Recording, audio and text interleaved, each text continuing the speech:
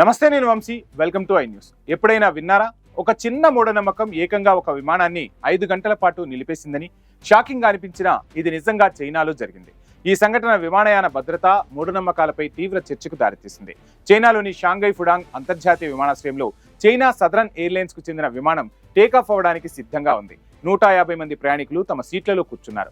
అంతా సవ్యంగానే ఉంది అనుకుంటున్న సమయంలో ఓ వింత సంఘటన చోటు చేసుకుంది. విమానంలోకి ఎక్కుతున్న 80 ఏళ్ల వృద్ధురాలు అకస్మాత్తుగా తన చేతిలో ఉన్న నాణేలను విమానం ఇంజన్ వైపు విసిరింది. విమాన సిబ్బంది, ఇతర ప్రయాణికులు షాక్ అయ్యారు. మంచి శకునం కోసం, సురక్షితమైన ప్రయాణం కోసం అంటూ ఆమె నాణాలు విసిరినట్లు తర్వాత పోలీసులకు తెలిపింది. ఆమె విసిరిన 9 నాణాలలో 1 మాత్రమే నేరుగా ఇంజన్ కు తగిలింది. కానీ అదే పెద్ద ఉపద్రవాన్ని సృష్టించింది. ఒక ప్రయాణికుడు ఈ వింత ప్రవర్తనను గమనించి వెంటనే అధికారులకు తెలియజేయడంతో పోలీసులు అక్కడకు చేరుకున్నారు. ఈ ఒక్క నాణ్యం కోసం ఏకంగా 150 మంది ప్రయాణికులను విమానం నుండి దించేయాల్సి వచ్చింది.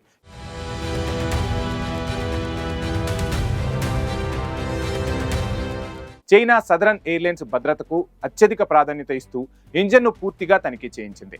ఈ తనిఖీల కారణంగా మధ్యాహ్నం 12:40 బయలుదేరాల్సిన విమానం ఏకంగా 5 గంటలకు పైగా ఆలస్యంగా సాయంత్రం 5:52 టేకాఫ్ అయింది. పోలీసులు విచారణ జరిపిన తర్వాత ఆ రుద్రాలు కియు అని, ఆమెకు బౌద్ధ మతంపై నమ్మకం ఉందని, అందుకే భద్రత కోసమే నాణేలు విసిరిందని వెల్లడించారు. విసిరిన నాణేల మొత్తం విలువ కేవలం 1.7 యువాన్లు, అంటే సుమారు 20 రూపాయలు మాత్రమే. అయితే ఈ చిన్న మొత్తం కారణంగా జరిగిన జాప్యం కలిగిన నష్టం మాత్రం చాలా పెద్దది. శుభవార్త ఏంటంటే ఆ రుద్రాలిపై ఎలాంటి ఛార్జీలు నమోదు చేయబడలేదు. ఈ సంఘటన సోషల్ మీడియాలో తీవ్ర చర్చకు దారితీసింది.